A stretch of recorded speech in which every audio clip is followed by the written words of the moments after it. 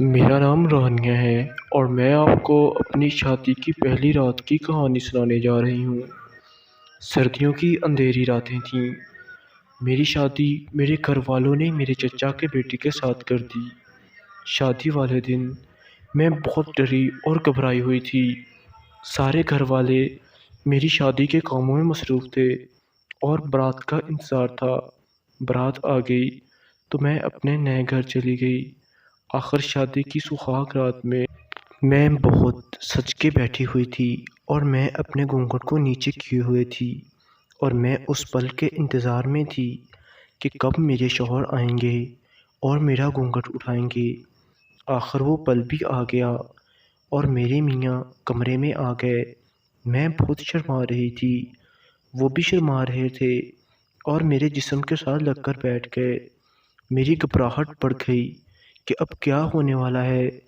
میرے میاں نے میرا ہاتھ پکڑا اور پیار سے بولے، السلام علیکم، کیسی ہیں آپ؟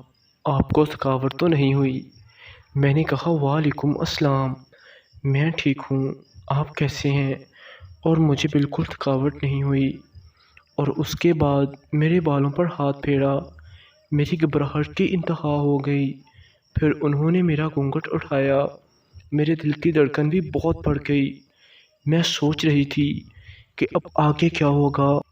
پھر انہوں نے میرا ہاتھ پکڑا اور میری ایک انگلی میں ڈائمنڈ کی رنگ پہنا دی۔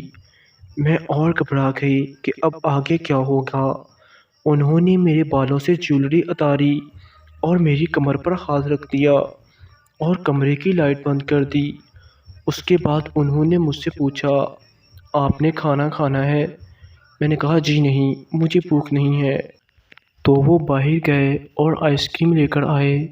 مجھے اپنے ہاتھوں سے آئس کریم کھلائی۔ مجھے بہت اچھا لگا۔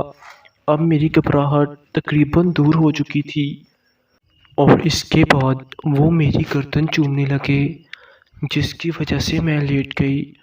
تو انہوں نے کسز کرتے کرتے میری ساری جویلری اتار دی اور پھر ہم نے مباشرت کی۔ اس رات ہم نے 3 بار مباشرت کی اور پھر ساری رات تقریباً ہم باتیں کرتے رہے۔ صبح ہمارا ولیمہ تھا تو ہم لوگ کافی لیٹ اٹھے، خاص طور پر میں تو تقریباً ولیمے سے آدھا گھنٹہ پہلے اٹھی اور تیار ہو کر اسٹیج پر چلی گئی۔ مجھے وہ رات ساری زندگی یاد رہے گی۔ وہ میری زندگی کی سب سے خوبصورت رات تھی اور میں اپنے شوہر سے بہت پیار کرتی ہوں اور میں اپنے شوہر سے کبھی بے وفائی کا سوچ بھی نہیں سکتی۔ تو دوستو، کیسی لگی آپ کو یہ سٹوری؟ کمنٹس میں ضرور بتائیے گا۔ والسلام۔